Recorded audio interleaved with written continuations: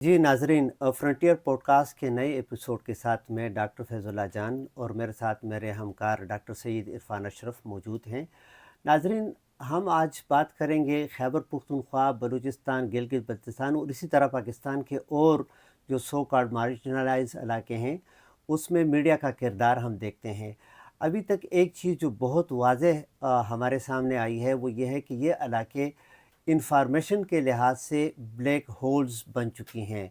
तो हम इस पर आज बात करेंगे। इरफान, मैंने जो लफ्ज़ यूज़ किया कि इंफॉर्मेशन ब्लैक होल, जी। तो ब्लैक होल तो खैर एस्ट्रोनॉमी का या एस्ट्रोफिज़िक्स का एक हाँ। फिनोमेना है कि जिसमें कहते हैं कि यूनिवर्स के अंदर ऐसी एंटिटीज़ हैं कि जिसके अंदर जो है ये ग्रेविटी इतनी मजबूत होती है, इतनी ताकतवर होती है कि उसके अंदर जो चीज़ें भी गिर जाती हैं तो वो दोबारा उससे नहीं निकल सकती।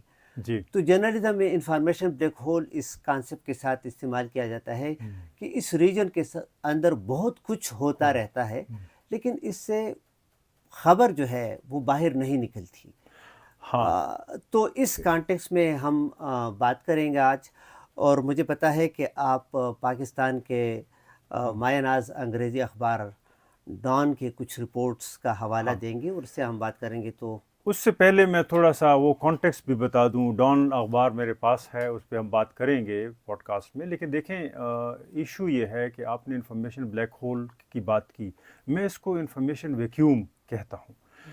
और ये जितने भी इलाके हैं बॉर्डर्स के ऊपर, इस में न सिर्फ जो कुछ किया जा रहा है वो बहुत ज़्यादा जो है ना काबिल जो है ना मज़म्मत के साथ साथ उस पर सोचने की ज़रूरत है, और उसके बारे में जो कहा जा रहा है वो उससे भी इम्पॉर्टेंट है कि हम आज उस पर बात करें। मैं आपको मिसाल दूंगा। ये पिछले दिनों पाकिस्तान ने अफ़गानिस्तान में स्ट्रेटेजिक स्ट्राइक्स जिनको ये कहते हैं वो किए, या पक्तिया में, सर्जिकल स्ट्राइक पक्तिका इलाके में किए। और पक्तिया वहाँ में कि नहीं, पक्तिका में? पक्तिका में है। अच्छा, पक्तिका और में। वहाँ पर तकरीबन कहते हैं कि 40 से 50 के दरमियान जो लोग मारे गए वो रेफ्यूजीज थे जो अक्रॉस द बॉर्डर अफ़गानिस्तान में जिन्होंने पनाह ली थी, लेकिन ये उनके इलाके हैं, वो बॉर्डर ही पे रहते हैं।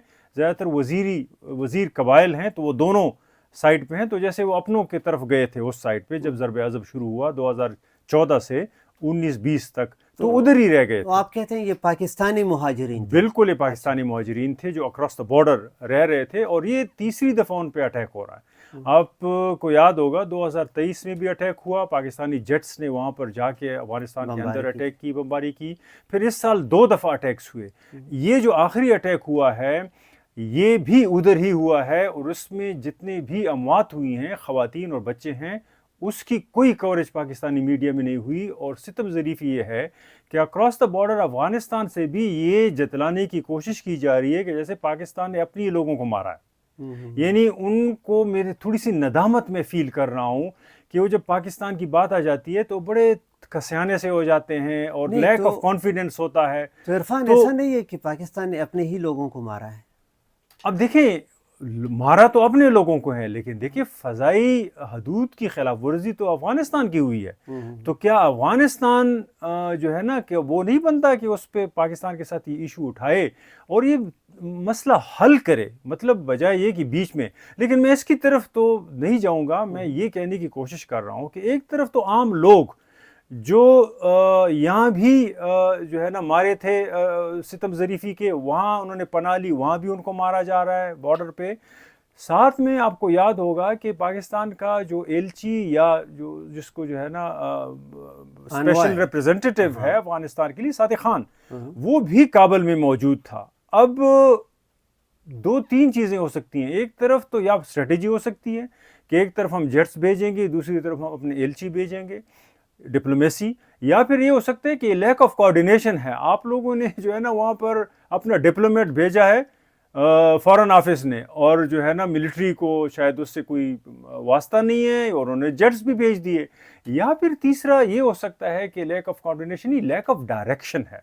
ये भी कभी इम्कान है। आपको नहीं भूलना चाहिए कि जब मैं लैक ऑफ कोऑर्डिनेशन कहता हूँ, इनकम्पिटेंसी जिसको कहते हैं, ये 2011 में जब ओसामा बिन लादेन को जो है ना एबटाबाद में मारा गया, اس وقت بھی یہ باتیں اٹھ رہی تھی کہ لیک آف کوآرڈینیشن یا انکمپیٹنٹ ہیں، ان کو پتہ نہیں ہے، کبھی کہہ رہے ہیں کہ ہم نے خود تعاون کیا ہے، پھر ان اپنے ہی فضائی حریم کی خلاف ورزی کے لیے تعاون کر رہے ہیں، پھر جواز بھی ان کے لیے نہیں ہوتا، 2-3 دن کسی کے پاس اسٹیٹمنٹ نہیں تھی کہ وہ جواز پرووائڈ کر سکے اس حملے کے لیے. تو یہاں بھی ہو سکتا ہے، پاسبلٹی ہے، لیکن میں اس کو لیک آف ڈائریکشن کہتا ہوں.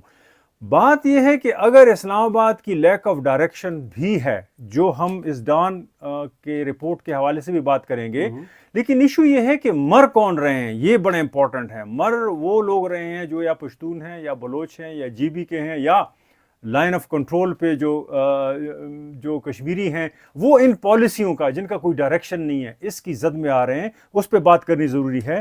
میں یعنی پشتونوں آپ کہہ رہے ہیں کہ مارجنلائزڈ سو کالڈ.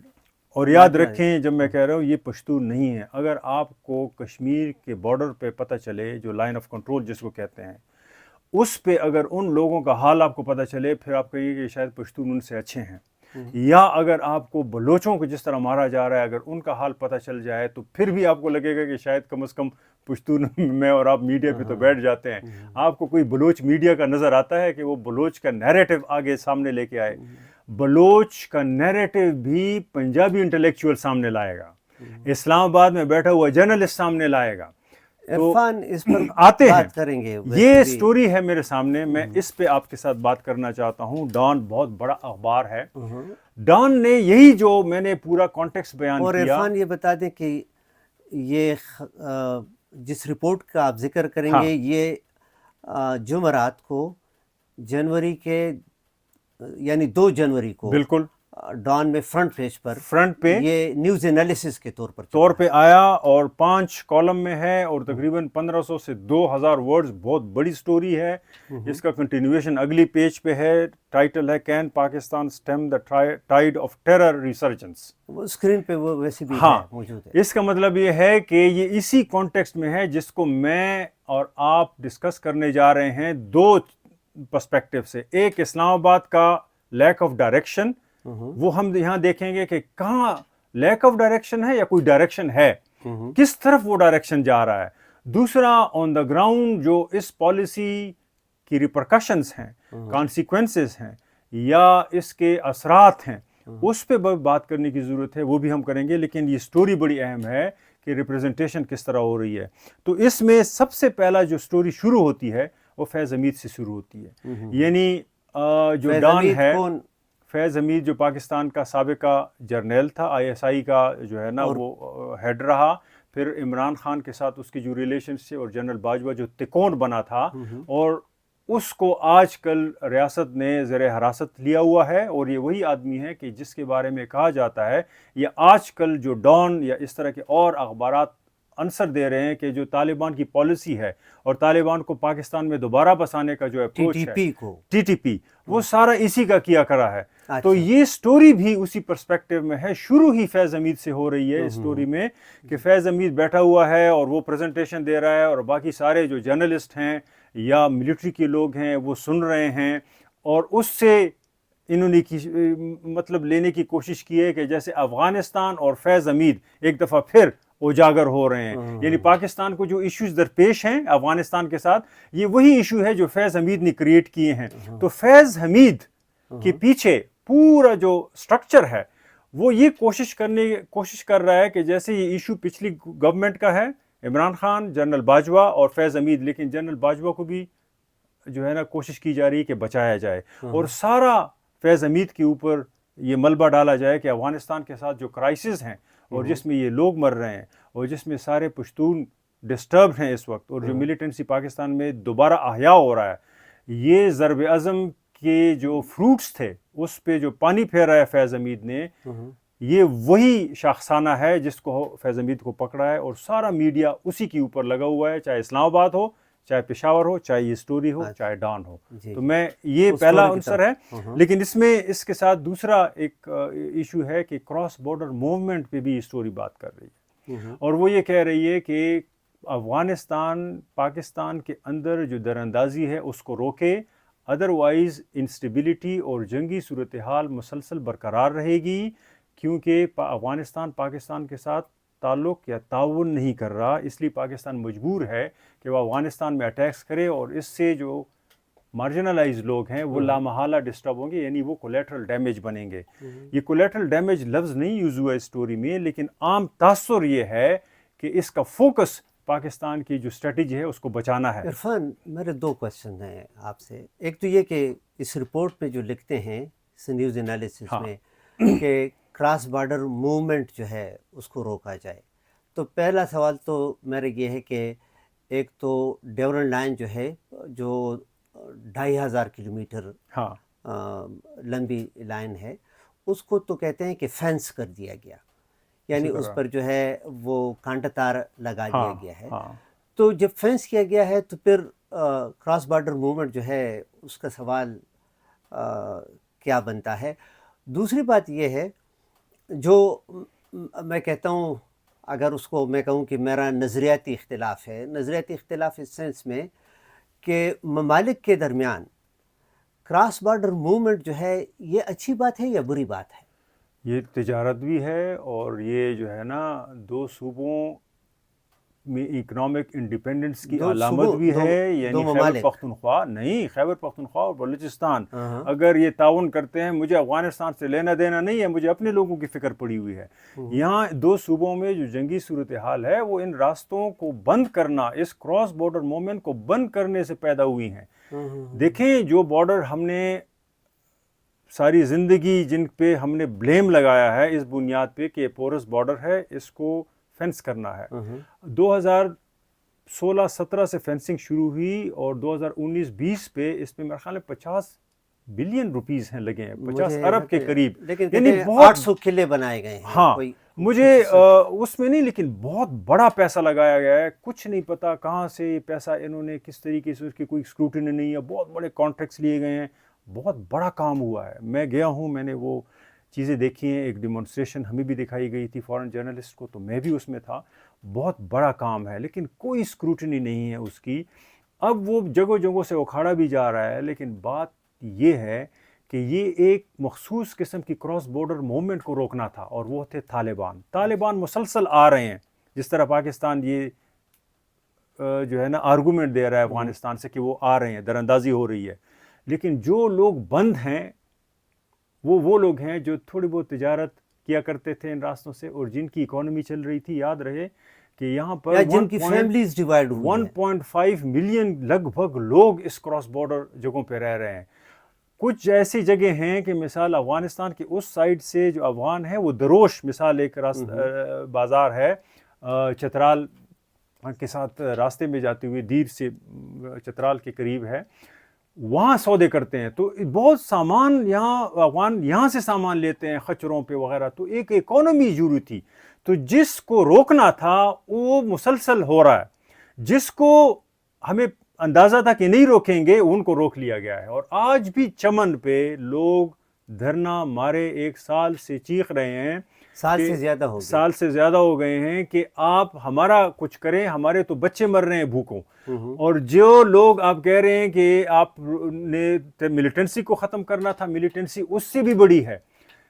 ریاست کے سٹیٹمنٹ کے مطابق ہر روز گزشتہ 3 سالوں سے 2 لوگ ہر روز ملیٹنسی کی نظر ہو رہے ہیں، یعنی ریاست کہہ رہی ہے کہ ہم نے 60,000 کے لگ بھگ 1 سال میں اسٹریٹجک آپریشنز کیے ہیں۔ اس کا مطلب ہے کہ ملیٹنسی رکی نہیں ہے، روزانہ کی بنیاد پہ ہو رہا ہے۔ تو کراس بارڈر موومنٹ کی جو آپ کا سوال تھا، جن کو روکنا تھا وہ چلے جا رہے ہیں، وہ نہیں روک رہے۔ جن کو نہیں روکنا تھا یا ہمیں بتایا گیا تھا وہ رکے ہوئے ہیں، اور ان کا بود و باش، ان کی زندگی جو ہے وہ اجیرن بنی ہوئی ہے۔ تو یہ بھی وہ لیک آف ڈائریکشن یا تو ہے، یا پھر انڈکلیئرڈ پالیسی ہے ریاست کی کہ وہ جو کرنا چاہتے ہیں وہ بتانا نہیں چاہتے، اور جو بتانا چاہتے ہیں وہ کرنا نہیں چاہتے۔ تو یہ جو دوغلا پن ہے یہ ہمیں نظر آتا ہے۔ چمن کے بارے میں جتنا مجھے معلوم ہے میں آپ کو بتا دوں کہ چمن ایک ایسا علاقہ ہے بلوچستان کا اور ڈیورن کے نزدیک جہاں پر کوئی انڈسٹری نہیں ہے، اور جہاں پر پانی کی قلت کی وجہ سے کوئی ایگریکلچر نہیں ہے۔ تو گویا ہم کہتے ہیں کہ وہاں پر مینز آف پروڈکشن جو ہے وہ لوگوں کے پاس نہیں ہے۔ ایک ہی راستہ ان کے پاس تھا، اور وہ تھا تجارت کا، اور تجارت افغانستان کے ساتھ، جس کو ابھی انہوں نے اسمگلنگ کا نام دے دیا۔ کیونکہ وہ صدیوں سے جاری تھا اور وہی لوگوں کا جو ہے مین سورس آف انکم. تو میں تورخم کے بارے میں بتا دوں، نہیں جو آپ نے ڈیٹیل دی، تورخم پہ 50 سے 75 ہزار لوگوں کا روزگار وابستہ ہے. تورخم وہ بارڈر کراسنگ ہے جو پشاور سے افغانستان کا جو مین جی ٹی روڈ ہے اس کو ملاتا ہے، اور پشاور سے 40 کلومیٹر کے فاصلے پہ پھر افغانستان شروع ہو جاتا ہے. تو یہ جو گیٹ وے تھا اس پہ تقریباً 50 سے 70 ہزار لوگوں کا بود و باش تھا. اس پہ زیادہ تر وہ لوگ بچے تھے جو آپ چھوٹے بچوں سے لے کر چھوٹے چھوٹے دکانیں ہیں وہاں پر، وہ سارے جو ہیں وہ ہاتھ پہ ہاتھ دھرے بیٹھے ہیں، کیونکہ ان جگہوں پہ NLC اور FWO یہ سارے جو وہاں پر ڈیولپمنٹ کے کانٹریکٹس ہیں ان کے پاس ہیں، بارڈر کنٹرول ان کے پاس ہے، اور ان بارڈرز کا کوئی پوچھنے والا نہیں ہے کہ اس کا ضابطۂ کار کیا ہوگا. یعنی ٹھیک ہے آپ وار آن ٹیرر کریں، لوگ آپ کے ساتھ ہیں، ہم سارے آپ کے ساتھ ہیں، لیکن دیکھیں کوئی شفافیت تو کوئی چیز ہے. اب یہ لوگ جو افیکٹ ہوں گے، اس پہ 40 سال سے جنگ ہے اس خطے پہ، اس میں زیادہ تر جو اب جوان ہوئے ہیں وہ آرفنز ہیں، زیادہ تر بیوائیں ہیں، زیادہ تر ایسے لوگ ہیں جو اجڑے ہوئے ہیں اس جنگ کی وجہ سے. اب اگر آپ یہ معاش بھی چھینتے ہیں، آپ نے تو 2 جگہوں کی بات کی، چمن اور میں نے تورخم، اس پہ 16-17 کے قریب بارڈر کراسنگز ہیں. اس میں جو ہے نا 6-7 جو ہیں بڑے فعال ہیں، انگور اڈا بھی اس میں ہے، غلام خان ہے، ارلاچی ہے. تو میں یہ کہہ رہا ہوں کہ پوری اکانومی رکی ہوئی ہے. تو اس پہ صرف ایک طرح کا جو ہے نا لیبر کریٹ ہوگا، وہ ہوگا وائلنٹ کراس بارڈر لیبر، یعنی ملیٹنٹ. تو ملیٹنٹ کے لیے ساری پالیسیز سود مند ہیں، فروٹفل ہیں، لیکن عام آدمی یا میری اور آپ کی طرح کا بندہ جو امن سے کماتا ہے اور امن میں انویسٹ کرتا ہے، اس کے لیے ان پالیسیز میں کوئی جگہ نہیں. عرفان اپنے ٹاپک کی طرف دوبارہ آئیں گے، لیکن وہی میں کہتا ہوں کہ میں ڈان کا اسی لیے بھی ٹپیکل ریڈر ہوں کہ کبھی کبھار اس میں وہ والی خبریں آ جاتی ہیں جو کہ ہم باقی میڈیا میں نہیں دیکھتے. جی. تو ڈان کے اندر میں نے پچھلے دنوں 3-4 مختلف دنوں پر اس قسم کی خبریں دیکھیں کہ جی انگور اڈا میں لوگوں نے پروٹیسٹ کیا کہ اس بارڈر کو کھول دیا جائے تاکہ وہ تجارت کیا کہ وہ ان کا سسٹیننس اکانومی ہے ان کی، کہ وہ، لیکن بہرحال میڈیا پر اس کا کچھ بھی نہیں آ رہا. ہم آ جاتے ہیں میڈیا کوریج کی طرف. دیکھیں عرفان، ہم اسٹوڈنٹس کو جرنلزم میں جب پڑھاتے ہیں نا تو ہم کہتے ہیں کہ جی خبر کے کچھ لوازمات ہوتے ہیں. ایک اس میں یہ ہوتا ہے کہ جی ہر خبر جو ہے وہ فل آف انفارمیشن ہو، یعنی اس میں معلومات جو ہیں وہ مکمل ہو تاکہ لوگ ایک تصویر جو ہے اپنی ذہن میں کسی بھی علاقے سے یا کسی بھی واقعے کے بارے میں ان کے ذہن میں وہ بن سکے. دوسرا ہم کہتے ہیں کہ جہاں پر بھی کوئی کانفلکٹ ہو تو اس کانفلکٹ کے اندر صرف ایک فریق نہیں ہوتا، اس میں کئی فریق ہوتے ہیں. مثال کے طور پر 2 وہ قوتیں جو ایک دوسرے کے خلاف لڑ رہی ہے، لیکن اس سے زیادہ سٹیکس ان لوگوں کے انوالو ہوتے ہیں جو ان 2 کے آپس میں جھگڑے کی وجہ سے افیکٹ ہوتے ہیں. Excuse me. تو اس لیے کہا جاتا ہے کہ خبر کے اندر بہت ضروری ہے کہ آپ ان تمام سٹیک ہولڈرز ان کا اوپینین جو ہے وہ اس میں شامل کر دیں کہ اس کے بارے میں وہ کیا کہتے ہیں. لیکن میں جب دیکھتا ہوں پاکستانی اخبارات اور خصوصاً میں ڈان کا ذکر کروں گا تو میں دیکھتا ہوں اور میں ثابت بھی کر سکتا ہوں کہ خیبر پختونخوا کے متعلق خبر ہو، بلوچستان کے متعلق خبر ہو، گلگت بلتستان کے متعلق خبر ہو، وہ خبر کا سورس صرف ایک ہی ہوتا ہے. اور وہ ابھی چھپاتے بھی نہیں ہیں. شاید یہ بھی ان کا وہ کوئی پروفیشنل اپروچ کہ اپنی مجبوری اپنے ریڈرز کو اس طرح دکھا دے. یعنی مثال کے طور پر وزیرستان کے متعلق خبر ہے تو اس کا ڈیٹ لائن جو ہے، ٹھیک ہے نا، ڈیٹ لائن وہ کہ جہاں سے خبر ایمرج ہوتی ہے تو اس جگہ کا نام، تو مثال کے طور پر میران شاہ لکھا ہوگا تو میران شاہ، اور اس کے اوپر رپورٹر کا نام بھی لکھا ہوتا ہے، لیکن اندر ہر سینٹنس میں لکھا ہوتا ہے کہ اکارڈنگ ٹو ISPR، ٹھیک ہے نا، ISPR جو میڈیا ونگ ہے آرمڈ فورسز کا. تو اب اگر خبر کے تمام کانٹینٹس وہ ISPR کے جو ہے وہ پروڈکشن ہے تو پھر میرا تو سوال یہ بنے گا کہ بھئی اس میں دوسرے فریق کا اوپینین کدھر ہے، اور اس میں عام لوگ جن کی زندگی افیکٹ ہوتی ہے ڈائریکٹلی انڈائریکٹلی، ان لوگوں کا اوپینین کدھر ہے. اور دوسری بات کہ کیا یہ پروفیشنلی میرے خیال میں ڈس آنیسٹی نہیں ہے کہ آئی ایس پی آر جو ہے وہ تو راول پنڈی میں ہے ہیڈ کوارٹر، ٹھیک ہے، پشاور میں بھی ان کا آفس ہوگا، خبر وہاں سے جاری ہوتی ہے، آپ ڈیٹ لائن دے دیتے ہیں میران شاہ کا، اور اوپر آپ رپورٹر کا نام بھی لکھ لیتے ہیں. تو یہ کس قسم کی جرنلزم ہے؟ اور میں بالکل یہ ڈان کے حوالے سے کہتا ہوں، اور بڑے دعوے کے ساتھ میں آپ کو سینکڑوں ایگزامپل اس کے جو ہے وہ دے سکتا ہوں. تو کیا یہ اسپیسیفکلی خیبر پختونخوا اور بلوچستان کے لیے اخبارات کی یہ الگ کوئی پالیسی ہے؟ دو ٹرینڈز نمایاں ہیں گزشتہ 20-22 سالوں میں جو جرنلزم کے حوالے سے ہیں، اور جو میں خود اپنی ریسرچ میں کوشش کرتا ہوں کہ کسی طرح سامنے لے آؤں. ایک تو میں بتانا چاہتا ہوں کہ جب جرنلزم ریلیٹیولی آزاد تھی، ریلیٹیولی مطلب یہ ہے کہ جب 2001 میں القاعدہ کے لوگ آئے اکراس دا بارڈر افغانستان سے، اور اس میں ازبکستان، ترکمنستان، چائنیز اور اس کے بھی ملیٹنٹس تھے، اور وہ لوگ اسپیشل گیسٹ کہلائے گئے. ایک تو یہ بڑا غلط تاثر ہے کہ ان کو عام لوگوں نے ویلکم کیا، کسی عام بندے نے ویلکم نہیں کیا. وہ ہماری ریاست کی پالیسی کے نیچے آئے تھے، اسٹریٹجک پالیسی تھی. ان کی جس طرح پالیسیز ہوتی ہیں وہ ناکام ہو جاتی ہیں، پھر عام لوگوں پہ ڈال دیتے ہیں. عام لوگوں کا کیا حیثیت ہے کہ وہ ان کو ویلکم کہہ سکتے ہیں؟ اس لیے ان کو عام لوگ کیا کہتے تھے؟ اسپیشل گیسٹس، یعنی گیسٹ نہیں، اسپیشل گیسٹ. اور یہ پھر پشتون ولی کو بھی یہ بدنام کرتے ہیں. میں یہ نہیں کہنا چاہ رہا کہ پشتون ولی بہت بڑا ٹریڈیشن ہے، لیکن اپنے پرسپیکٹیو میں وہ ایک ٹریڈیشن ہے، اچھا برا وہ علیحدہ، لیکن کہہ رہے ہیں کہ انہوں نے ہی ان کو مل مستہ فارورڈ کیا تھا. اکثر یہ ملٹری جرنیل کہتے ہیں یہ ان کے مہمان تھے. کوئی مہمان نہیں تھے، یہ آپ لوگوں کے مہمان تھے، اور یہ 1990s سے آپ لوگ ان کو لائے تھے، اور اس کے بعد یہ کہاں جاتے؟ آپ لوگوں نے ان کی شادیاں بھی یہیں کرائی تھیں.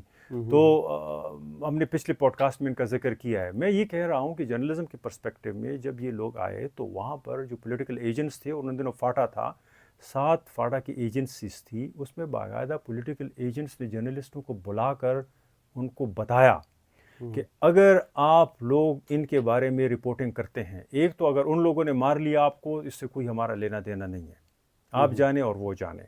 دوسرا یہ ہے کہ اگر آپ نے اپنی رپورٹس میں یہ مینشن کیا کہ اگر ایونٹ یہاں پہ ہوا ہے اور آپ نے یہاں وزیرستان کا نام دے دیا، تو ہم پھر آپ کے ساتھ دیکھیں گے. آپ اکراس دا بارڈر مینشن کریں گے، جس کو ہم انگریزی میں ڈیٹ لائن کہتے ہیں.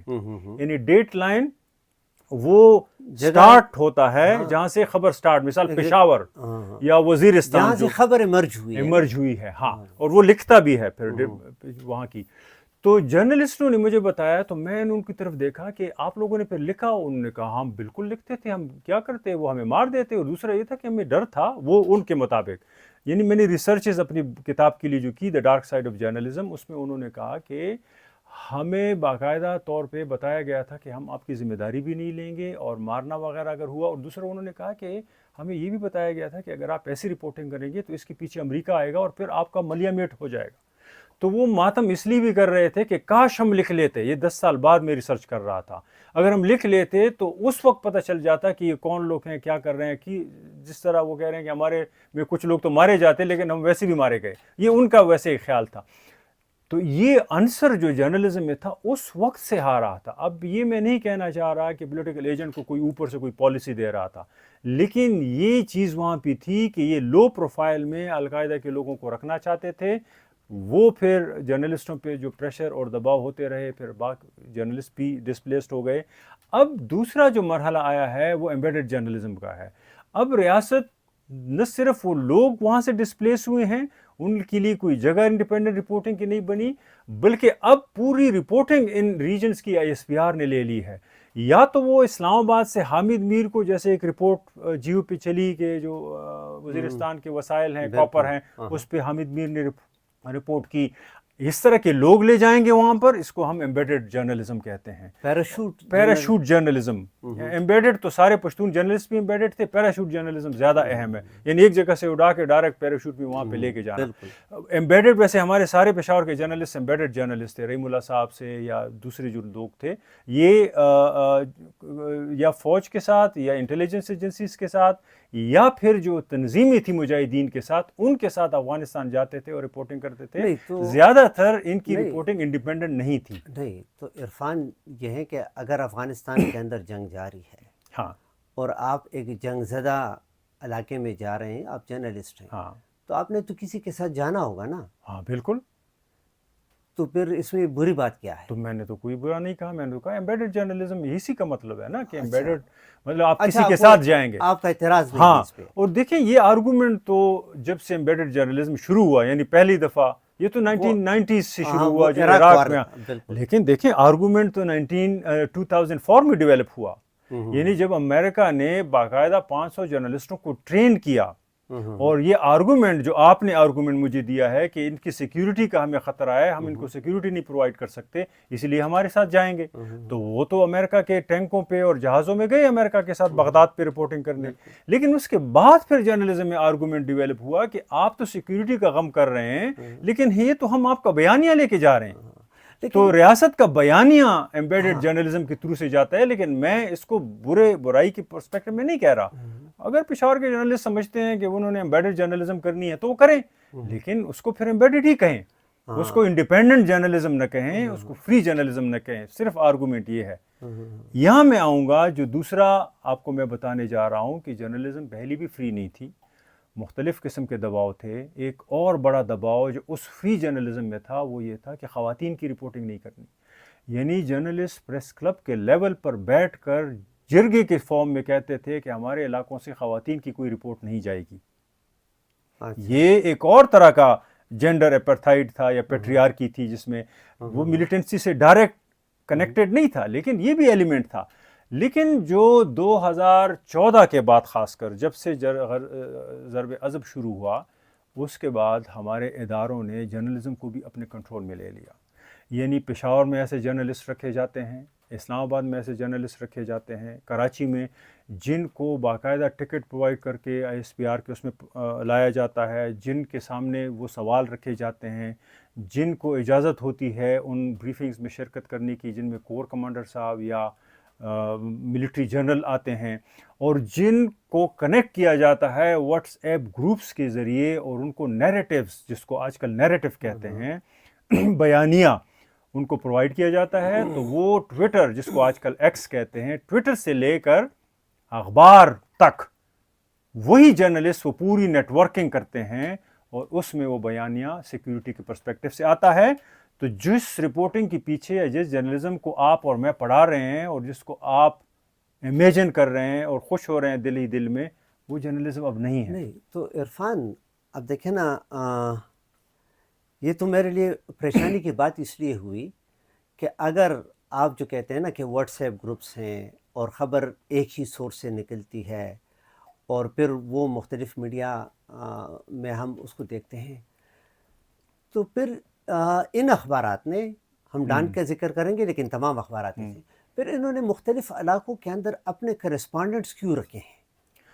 ہاں, یعنی اگر خبر جو ہے وہ سب, ہر خبر آپ کی, وہ چاہے کھرم سے ریلیٹڈ ہو, وہ وزیرستان سے ریلیٹڈ ہو, وہ تیرا سے ریلیٹڈ ہو, وہ افغانستان سے ریلیٹڈ ہو, وہ خبر اگر ایک ہی سورس سے ان کو مل رہی ہے, تو پھر یہ ان کے بڑے بڑے بیوروز اور ہر علاقے کے اندر ان کے اپنے اپنے کرسپونڈنٹس, پھر ان کا کیا کام بنتا ہے؟ نہیں, کام تو بہت بنتا ہے. مطلب یہ ہے کہ ریاست کو لیجیٹیمائز کرنے کے لیے, اپنے نیریٹیوز کے لیے ایسے لوگ چاہیے. اب آپ تو یہ سوال اس طرح اٹھا رہے ہیں جیسے کہ اگر ریاست نے خود ہی سیاست کرنی ہے تو پھر اس کو شہباز شریف کو بٹھانے کی کیا ضرورت تھی؟ ایک سسٹم تو چاہیے ہوتا ہے نا. دیکھیں, ریاست اپنے بیانیے کو لیجیٹیمائز تو کرے گا, لیکن سارے بیانیے تو نہیں, صرف سیکیورٹی کے پرسپیکٹو سے دیکھنا ہے. لیکن صرف سیکیورٹی بھی نہیں, سیکیورٹی کے ساتھ ساتھ ایک اور چیز چاہیے. سیکیورٹی کو تو سامنے کے پرسپیکٹو سے ان جرنلسٹوں کے ذریعے وہ سامنے لاتے ہیں, لیکن کچھ چیزیں چھپانی بھی ہوتی ہیں. مثال جو بلیک اکانومی ہے اس بارڈر پہ, اس پہ کوئی خبر نہ آئے، اس لیے سیکیورٹی کے پرسپیکٹو سے سیکیورٹی ہی کا بیان آنا چاہیے. مثال جو تیل بلوچستان کے سرحد سے کراچی تک آ رہا ہے، ایرانی تیل، اس میں کتنا پیسہ انوالو ہے، کوئی سٹوری نہیں دیکھیں گے آپ، سارے ملیٹنسی پہ سٹوری نہیں. ایک اور نارکو ٹریڈ، آپ نے کوئی سٹوری پشاور کے جرنلسٹ کی یا کوئٹہ کے جرنلسٹ کی یا اسلام آباد کے جرنلسٹ کی دیکھی ہے نارکو ٹریڈ پہ؟ یو این کے اسٹیمیٹ کے مطابق، اور یہ میں پرانا اسٹیمیٹ بتا رہا ہوں 2016-17 کا، $20 بلین کا نارکو ٹریڈ ہے افغانستان سے ٹرکی اور یورپ تک. اس کو کہتے ہیں گولڈن کریسنٹ. دیکھو ایک گولڈن ٹرائنگل ہوتا تھا، لاؤس، برما، تھائی لینڈ، جہاں سے نارکو ٹریڈ ہوتا تھا وہ گولڈن ٹرائنگل تھا. اب اس کو 1980s کے بعد گولڈن کریسنٹ کہتے ہیں. اور میں اس پہ ایک اور پروگرام لگے گا، لیکن میں سٹوری کی طرف آؤں گا. دیکھیں اس سٹوری میں وہ میں کہتا ہوں وہ 2016 کا آپ نے فگر دیا نا، تو اب تو خیر ماشاءاللہ طالبان اقتدار میں آئے ہیں، تو طالبان کا ریکارڈ ہے کہ وہ نارکو ٹریڈ کو کم کر دیتے ہیں، کنٹرول کر دیتے ہیں کافی حد تک. چلیں ہماری دعا ہے کہ ہو. آپ اس طرف جائیں گے، لیکن میں ایک بات کرتا ہوں عرفان، میں نے بھی اخبار میں کام کیا ہے، آپ نے مختلف اخباروں میں کام کیا ہے. ایک اصول ہوتا تھا اخبارات کے اندر، ابھی جو میں دیکھتا ہوں تو افسوس مجھے ہوتا ہے. اصول ایک یہ تھا کہ بائی لائن، اور بائی لائن میں یہ بھی بتا دوں کہ بائی لائن کسی بھی اخبار کے رپورٹ کے اوپر جب رپورٹر کا نام لکھا ہوتا ہے تو اس کو کہتے ہیں بائی لائن سٹوری. تو بائی لائن وہ صرف یہ ایک وہ تھا، ہم کہہ سکتے ہیں کہ وہ یہ ایک پریویلیج تھا کہ جس کو جرنلسٹ نے ارن کرنا تھا، ٹھیک ہے نا. تو اس خبر کے اوپر بائی لائن اخبار چھپتا تھا کہ جس خبر کے اندر جرنلسٹ نے محنت کی ہوتی، یعنی محنت کیا کہ اس نے لیگ ورک کیا ہو، مختلف سورسز سے، مختلف جگہوں سے انفارمیشن کلیکٹ کر کے ایک سٹوری بنائی ہے، تو کہتے ہیں کہ جی اس پر اس کا بائی لائن جائے. تو ایک تو یہ ہے کہ وہ جرنلسٹ کا نام بھی یعنی ایک کریڈٹ اس کو مل جاتا تھا، لیکن دوسری ساتھ ہی ساتھ اس میں یہ بھی کہ اس خبر کی اونرشپ اس رپورٹر کی کافی حد تک وہ اس میں بن جاتی تھی. میں نے کبھی بھی یہ نہیں دیکھا کہ پریس ریلیز یا ہینڈ آؤٹ اس کے اوپر جو ہے وہ چھپے اخبار میں اور اس کے اوپر کسی رپورٹر کا نام ہو، بلکہ رپورٹر بھی نہیں چاہتے تھے کہ پریس ریلیز اور ہینڈ آؤٹ جو ہے اس کے اوپر ان کا نام چھپے. آج میں دیکھتا ہوں خبر کے اندر ہر سینٹنس میں لکھا ہوتا ہے کہ according to I S P R, according to S P R, لیکن اوپر رپورٹر کا نام لکھا ہوتا ہے. تو یہ ایک نیا ٹرینڈ جرنلزم میں، یعنی پہلے تو دیکھیں جس کو کہتے ہیں ایکسکلوسیو سٹوری، تو ایکسکلوسیو سٹوری کے اوپر جرنلسٹ کا نام ہوتا تھا. اب آئی ایس پی آر کی ہر خبر، تو کیا یہ اخبارات یا ان رپورٹرز کی مجبوری ہے؟ ہاں، اور یا مثال کے طور پر یہ بس ان کے پاس کوئی اور سٹوری نہیں ہوتی تو اپنا نام اسی پر وہ نہیں دیکھیں مجبوری تو ہے. اب آپ جب سیکیورٹی کے اوپر آپ سٹوری انڈیپینڈنٹ نہیں لکھ سکتے اور آپ کو تھریٹس ہیں، آپ کو مارا جاتا ہے، آپ کو نوکری سے نکالا جاتا ہے. دیکھو ہمارے کچھ جرنلسٹوں کو ایسا تو نہیں ہے کہ سارے جرنلسٹ ایک جیسے ہیں. اب الیاس خان جیسے جرنلسٹ ہیں جو جن کو سلام، یا نورانی جیسے لوگ جو ملک چھوڑ دیتے ہیں. الیاس خان کو نوکری سے نکال دیا گیا جس پہ اس نے وزیرستان پہ سٹوری کی تھی، اور ابھی تک کوئی نوکری نہیں ملی اس کو. یا نورانی کو ملک چھوڑنا پڑا، تو سارے جرنلسٹ تو یہ افورڈ نہیں کر سکتے نا. طاہر صدیقی کو چھوڑنا پڑا. اسی طریقے سے دیکھیں آپ کے کتنے ایکٹیوسٹ کو ملک چھوڑنا پڑا صرف یہ سچ بولنے کے پاداش میں، ٹھیک ہے نا. یہ پشتون ایکٹیوسٹ تھے. میں یہ کہنا کوشش کر رہا ہوں کہ سارے جرنلسٹ یہ نہیں افورڈ کر سکتے، تو اس لیے وہ پھر آہستہ آہستہ کمپرومائز کر لیتے ہیں. ہمارا ایک جرنلسٹ ہے، اس دوست ہے، اس کو 2 دفعہ اٹھایا گیا، آپ بھی جانتے ہیں اس کو. اور جب آخری دفعہ اٹھایا گیا تو میں اس کے ساتھ گاڑی میں سفر کر رہا تھا، اور اٹھایا کہ انہوں نے یہ جو ہے نا انٹیلیجنس اداروں نے اٹھایا، بڑے ادارے کے لیے کام کرتا تھا. تو آخر میں جب وہ بہت غصہ ہوا راستے میں، کہتے کہ کاش مجھے 2-3 سال پہلے اٹھا دیتے تو میں یہ 2-3 سال اتنی محنت نہ کرتا سچائی کے سب پیچھے گھومتے پھرتے. اچھا کیا کہ مجھے اٹھایا کہ مجھے اب کلیئر ہو گیا کہ انہی کے ساتھ کام کرنا ہے. تو دیکھیں کچھ جرنلسٹ نہیں بھی چاہتے کہ کام کریں، لیکن وہ اپنے اندر اتنا حوصلہ نہیں پاتے، تو وہ پھر خوش ہوتے ہیں کہ چلو ٹھیک ہے وہ محنت سے بھی جان چھوٹ گئی, انہی کے ساتھ کام, اور یہ ریوارڈ بھی کرتے ہیں آپ کو. اب دیکھو یہ جو سٹوری ہے جو ہم نے 5 کالم میں دیکھی ہے, ادروائز تو یہ ISPR ہی کا ورژن ہے, سیکیورٹی کا ورژن ہے. مثال اس میں یہ سٹوری کہتی ہے کہ سیکیورٹی کے جو لوگ ہیں وہ کہہ رہے ہیں, اپریٹس کے لوگ ہیں وہ کہہ رہے ہیں کہ یہ آپریشنز اس طرح نہیں چلیں گے, یہ سلسلہ نہیں چلے گا. وجہ کیا ہے؟ کیونکہ پروونشل گورنمنٹ جو PTI کی ہے, یا تو ہمیں اونرشپ پرووائڈ کرے, پولیٹیکل اونرشپ, اور اس کے ساتھ ساتھ پھر وہ ہمیں ریسورسز بھی دیں, پیسے بھی مزید دیں, تاکہ ہم ان آپریشنز کو مزید کنٹینیو رکھ سکیں. یعنی سیکیورٹی کے لوگ جو کہہ رہے ہیں وہ یہ کہہ رہے ہیں کہ عوام اور ٹیکس پیئرز اور ان کے ریپریزنٹیٹیوز ہمارے اخراجات نہیں اٹھا سک رہے, اس لیے ہم یہ آپریشن مزید نہیں کر سکتے. جیسے 20-22 سال یہ لوگ نہیں کرتے رہے ہیں. جتنا آپ روڈ پہ جائیں سب سے اچھی گاڑی آپ کے سیکیورٹی والوں کے پاس ملے گی, سب سے زیادہ ریسورسز ان کے پاس ملیں گے.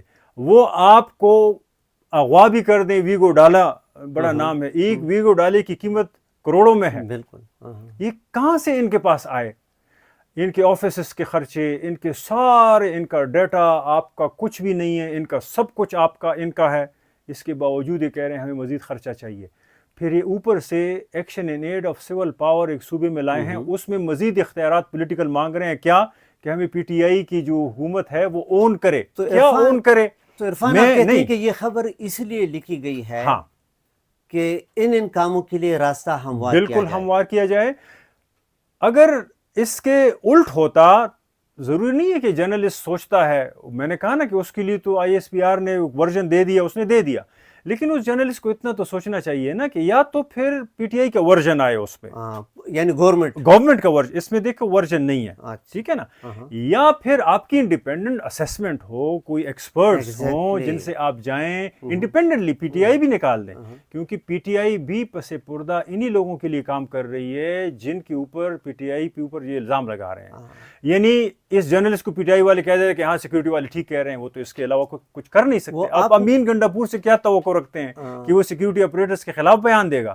تو پھر اچھی بات یہ تھی کہ انڈیپینڈنٹ اینالسٹ سے, یا وہ لوگ جو انڈیپینڈنٹلی کام کرتے ہیں. ایک ایگزامپل میں دے دوں, آپ نے جو کہا انڈیپینڈنٹ اسیسمنٹ کا, تو ایک مشہور جرنلسٹ ہے, الجزیرہ کے ساتھ تھے, پھر گارڈین کے, ابھی پتہ نہیں امریکہ میں کسی اور کے, مہدی حسن نام ہے اس کا.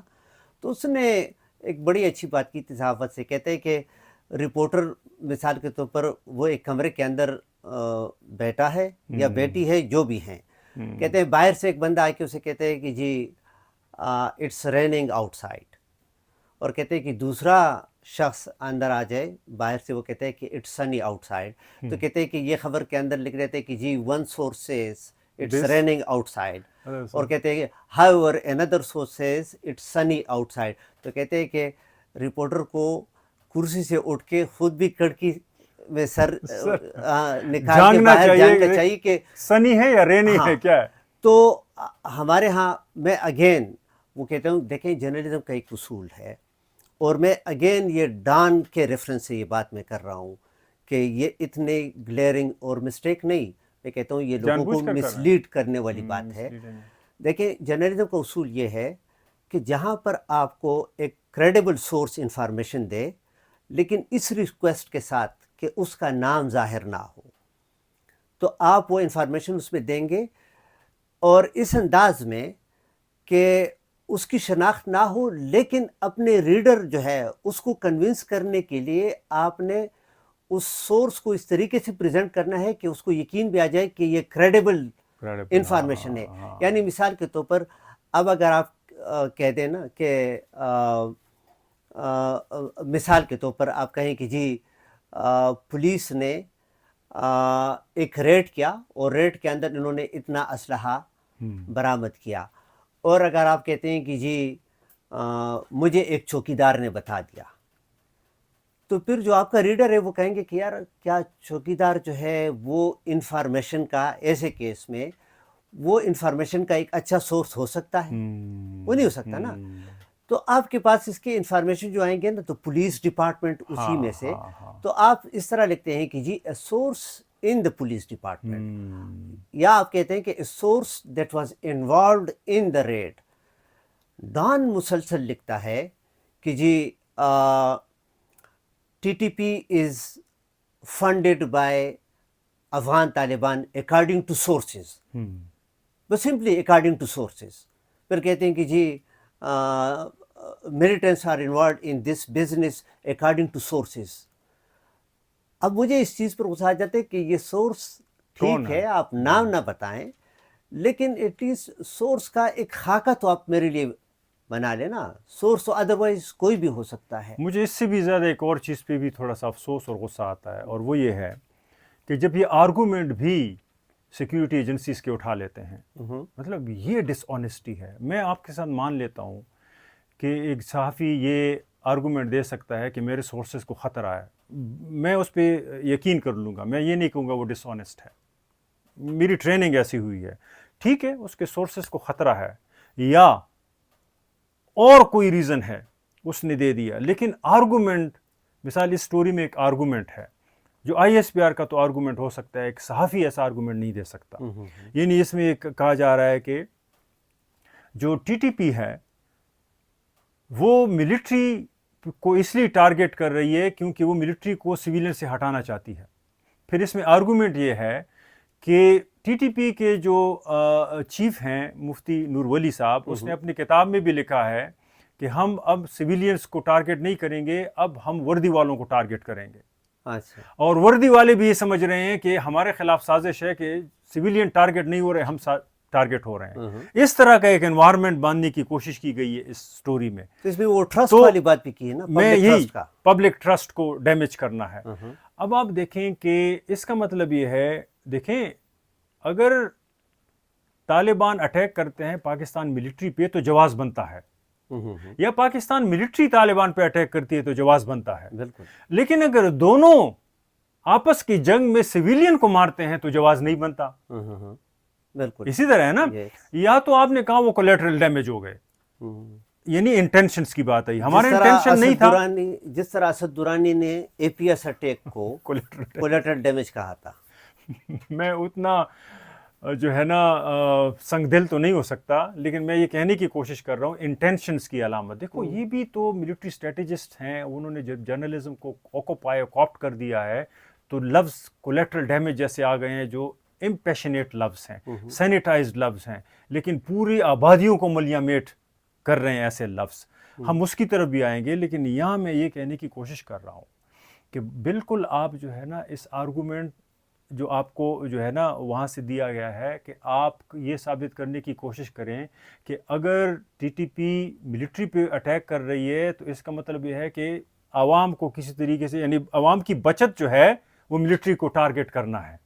ٹھیک ہے، یا ملٹری اگر ایسا اندیا دیتی ہے کہ دیکھو عوام کو تو نہیں مار رہی، ہمیں مار رہی ہے، تو یہ تو ٹرسٹ ہمارا ٹرسٹ کا اس کے میں کیا بات ہے. آپ دونوں آپ کو فنڈ کر رہے ہیں، آپ ٹیکس پیئر کے پیسے لے رہے ہیں، آپ کا کام ہے کہ آپ ملک کی سرحدات کی حفاظت کریں، اس میں ٹرسٹ. لیکن جو سیکیورٹی والا سوچتا ہے وہ اس سٹوری میں نمایاں ہے، اور جو ایک عام آدمی سوچتا ہے اپنے ملک کے بارے میں، اپنی سیکیورٹی کے بارے میں، وہ اس سٹوری میں کوئی اس کی کھپت نہیں ہے. اس سے مجھے پتہ چلتا ہے کہ یہ لکھی اس طرح کی سٹوریز جو ڈان میں پبلش ہوتی ہیں یا اور اخبارات میں پبلش ہوتی ہیں، وہ صرف ڈان نہیں، آپ وہ نوائے وقت کی بات کریں کہ اس طرح کی سٹوریز جس میں نہ صرف سورسز کمپرومائزڈ ہوتے ہیں، واضح نہیں ہوتے، بلکہ آرگومنٹس بھی کمپرومائزڈ ہوتے ہیں، اور وہ سیکیورٹی کے آرگومنٹس ہوتے ہیں، لوگوں کے خلاف ہوتے ہیں، اور کوئی اس میں کنٹرڈکشن ہوتی ہے تو وہ بھی کمپرومائز جرنلزم ہے. اس سے پہلے کہ پروگرام کا وقت ختم ہو جائے نا، جو آپ نے کہا، میں 3 چیزوں پہ بات کرنا چاہتا ہوں. ایک آپ نے کہا نوائے وقت کا. دیکھیں 29 مئی 2019 کو وزیرستان میں خڑ کمر کے علاقے میں ایک واقعہ ہوا کہ وہاں پر جو ہے علی وزیر اور محسن داوڑ جو اس وقت ایم این اے تھے، وہ اور کچھ اور لوگ یعنی وہ لیڈ کر رہے تھے، اور لوگوں کا ایک پروسیشن تھا. تو وہ ایک ملٹری چیک پوسٹ میں سے گزر رہے تھے. چیک پوسٹ پر ان پر جو ہے ملٹری والوں نے فائرنگ کر دی، جس میں 14 بندے جو ہے وہ مارے گئے.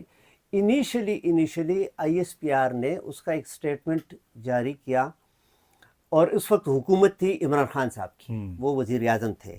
سو this was under his watch, یہ سب کچھ ہوا. تو ISPR نے پہلے ایک سٹیٹمنٹ جاری کیا جس میں انہوں نے کہا کہ جی خڑ کمر چیک پوسٹ پر ٹیررسٹ نے اٹیک کیا تھا اور ٹیررسٹ نے جوابی فائرنگ کی تو 3 ٹیررسٹ اس میں مارے گئے. بہرحال اس پر جب human rights commission of Pakistan اور ایمنسٹی انٹرنیشنل ان سب کا، کیونکہ FIR انہوں نے علی وزیر اور محسن داوڑ کے خلاف درج کیا اور ان کو اریسٹ بھی کیا، تو بہرحال پھر حکومت نے یہ بات مان لی کہ جی 13 لوگوں کو مارا گیا تھا اور ان کے لواحقین جو ہے ان کو کمپنسیشن بھی گورنمنٹ نے دے دی تھی. بات جو میں وہ کرنا چاہتا ہوں وہ یہ ہے کہ جو اس کے دوسرے تیسرے دن نوائے وقت کے اندر ایک ایڈیٹوریل چھپا. ان کا ایڈیٹوریل ایگزیکٹ ISPR کا جو وہ پریس ریلیز تھا نا، اب دیکھیں نا ایڈیٹوریل اخبار کے اندر بہت سب سے سگنیفیکنٹ، ہم یعنی جرنلزم میں پڑھتے آئے ہیں، اسٹوڈنٹس کو پڑھاتے ہیں کہ دیکھیں ایڈیٹوریل جو ہے وہ پیس آف رائٹنگ ہے کہ جس میں اخبار یا ریڈیو یا ٹیلی ویژن جو بھی ہے اس کی پالیسی کا واضح سٹانس موجود ہوتا ہے. ٹھیک ہے نا.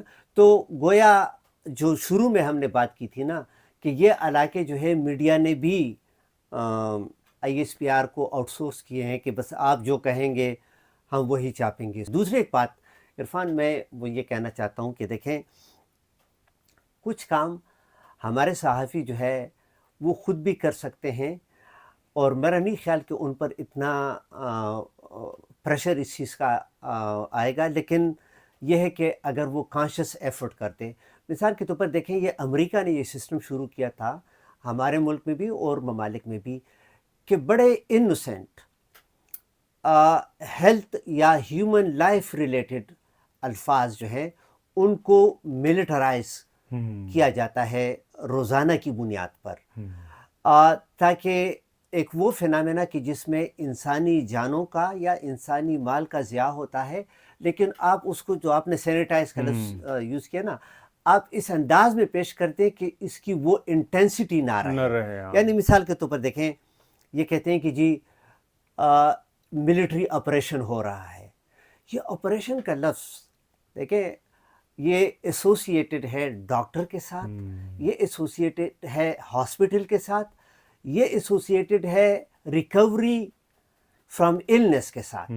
یعنی جب آپریشن کا لفظ آپ سنتے ہیں تو آپ کے ذہن میں اسپتال کا ایک نقشہ آ جاتا ہے کہ ایک مریض ہوتا ہے اور اس مریض جو ہے ڈاکٹرز پھر ان کا آپریشن کرتے ہیں اور آپریشن کے کچھ تقاضے ہوتے ہیں کہ صرف اس جگہ کو یعنی آپریٹ کیا جائے کہ جہاں پر مثال کے طور پر ڈیزیز ہے، جراثیم ہے، بیکٹیریا ہے، جو بھی ہے. ٹھیک ہے نا. لیکن آپ جب ملٹری کے ایک ایکشن کے لیے آپریشن کا لفظ استعمال کرتے ہیں تو دیکھیں آپ اگین وہ ہیلنگ والا ایک لفظ جو ہے، کیونکہ ہر ملٹری آپریشن کے اندر لوگ بھی مرتے ہیں، لوگ زخمی بھی ہوتے ہیں، لوگوں کے گھر بھی مسمار ہوتے ہیں. اس کے لیے آپ ہاسپٹل یا میڈیکل پروفیشن کا ایک لفظ استعمال کرتے ہیں. دوسرا جو آپ نے وہ یوز سینیٹائز جو لفظ آپ نے، اگین اخبارات دھڑا دھڑ یہ لکھتے ہیں کہ جی بام بلاسٹ ہوا اور اس کے بعد جو ہے پولیس نے یا آرمی نے سینیٹائزیشن آپریشن شروع کی. اب دیکھیں نا سینیٹائز کہتے ہیں جراثیم کو مارنا، صحیح ہے. تو ہم نے یہ سنا ہے کہ جی اس سرفیس کو سینیٹائز کیا جائے، تو ہسپتال کے اندر سرفیسز کو سینیٹائز کیا جاتا ہے. ہسپتال میں ڈاکٹر جو ہے یہ آپریشن کے لیے مختلف جو آلات یوز کرتے ہیں، انسٹرومنٹ، ان کو سینیٹائز کیا جاتا ہے. اور وہی کہ جراثیم بیکٹیریا ان کو مارنا، جہاں پر انسانوں کو مارا جاتا ہے آپ جب سینیٹائزیشن کا لفظ اس کے لیے یا سینیٹائزنگ کا لفظ یوز کرتے ہیں تو گویا آپ نے ڈی ہیومنائز کر دیا. بے شک ٹیررسٹ بھی ہو لیکن آپ ڈی ہیومنائز نہیں کر سکتے، یعنی آپ نے اس کو جراثیم بنا دیا نا. اس لیے آپ جو ہے نا 2001 سے پہلی والی جرنلزم مجھے بتا رہے ہیں، یعنی وار آن ٹیرر سے پہلی جرنلزم، وہ ٹھیک کہہ رہے ہیں، آپ اس کو سمجھ غلط رہے ہیں. جب وہ کہہ دیتے ہیں، میں نے پچھلے پوڈ کاسٹ میں بھی پشتو میں بھی آپ کو بتایا تھا کہ دیکھیں جب وہ سینیٹائزیشن کہتے ہیں یعنی یہ سیکیورٹی کا پرسپیکٹو ہے، آپ کو یہ سمجھنا چاہیے. اور یہ جو جرنلزم آپ دیکھ رہے ہیں یہ وہی سیکیورٹی کے لوگ ہیں جنہوں نے ہائر کیے ہیں جرنلسٹوں کو، اور ان جرنلسٹوں نے گھر چلانے ہیں. آپ ان کو ایتھیکلی نہیں سمجھا سکتے. ان کے گھروں کے خرچے چلنے ہوتے ہیں، وہ مارکیٹ چلاتی ہے، وہ آپ کے بھاشن نہیں چلا سکتے، نہ آپ کے ایتھیکل سٹینڈرڈز چلا سکتے ہیں.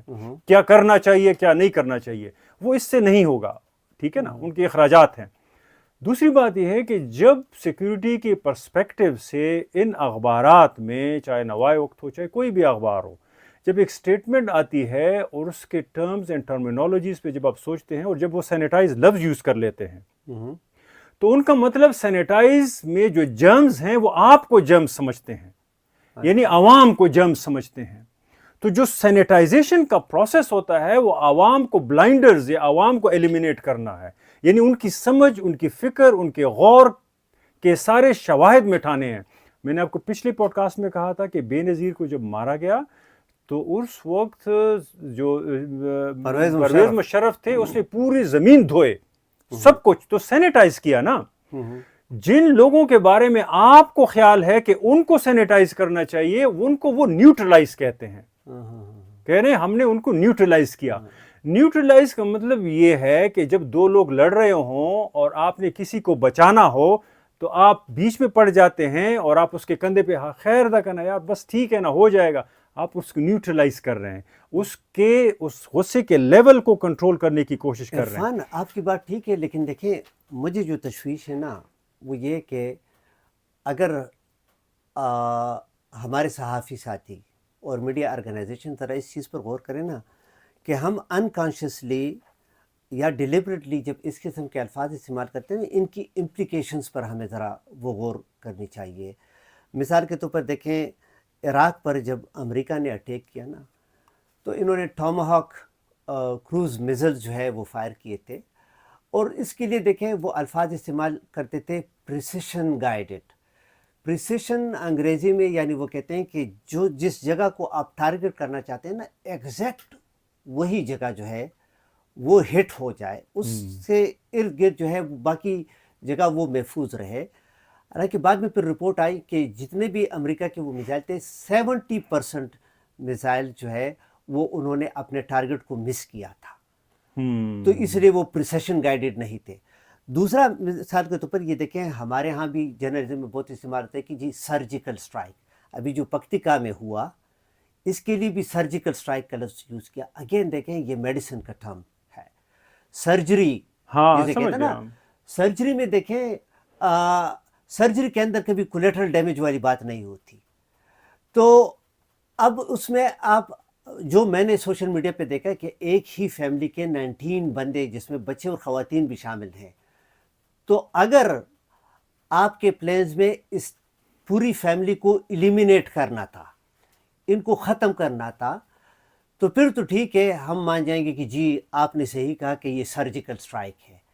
لیکن اگر آپ کہتے ہیں کہ نہیں آپ نے صرف ٹیررسٹوں کو ٹارگٹ کیا ہے اور پھر اس میں اتنے خواتین اور بچے اور جانور بھی مارے گئے، تو پھر خدا را اس کو سرجیکل اسٹرائک نہ کہیں. تو آپ نہ کہیں نا، وہ تو کہیں گے. دیکھو جو سیکیورٹی اپریٹس ہوتا ہے جو اس سٹوری میں بار بار کہہ رہا ہے ہمیں مزید پیسے چاہیے، ہمیں اکوپمنٹ چاہیے، ہمیں عوام کا تعاون چاہیے، ہمیں عوام تو چھوڑو بیچ میں نکال دو، عوام کا نہیں کہا، انہوں نے پولیٹیکل ول کی بات کی ہے، ہمیں پولیٹیکل ول چاہیے. دیکھو وہ اسی لیے چاہیے ہوتے ہیں ان کو. دیکھو آپ ایک چیز نہ بھولیں کہ جتنی ملٹرائزیشن اور سیکورٹائزیشن ہوئی ہے اس میں آپ نے جگہ کھوئی ہے نا، آپ نے زندگی کھوئی ہے نا. یہ پورے راستے، یہ پورے علاقے یہ کن کے پاس گئے ہیں؟ ان کے پاس گئے ہیں جو یہ ملٹری آپریٹرز چلا رہے ہیں. ابھی انہوں نے سنٹرل ایشیا تک جانا ہے، اس کے لیے آپ جو بیچ میں آئیں گے آپ ان کے کسی کام کے نہیں ہیں، آپ جرمز ہیں، یہ آپ کو ایلیمینیٹ کرتے جائیں گے. ایشو میں صرف یہ کرنے کی کوشش کر رہا ہوں کہ آپ اگر اس کو الٹ سمجھنے کی کوشش، مثال آپ کو کہا جا رہا ہے کہ ٹی ٹی پی کو ایلیمینیٹ، ٹی ٹی پی تو جو ہے نا بیک بون ہے پورے جو کابل پہ بیٹھے ہوئے لوگ ہیں ان کو کون ہٹائے گا؟ تو کون کس کو پھر ہٹانا ہوگا؟ آپ کو. اگر آپ نہیں سمجھتے تو آپ کا پرابلم ہے. میں اس سٹوری کے اینڈ پہ صرف آؤں گا.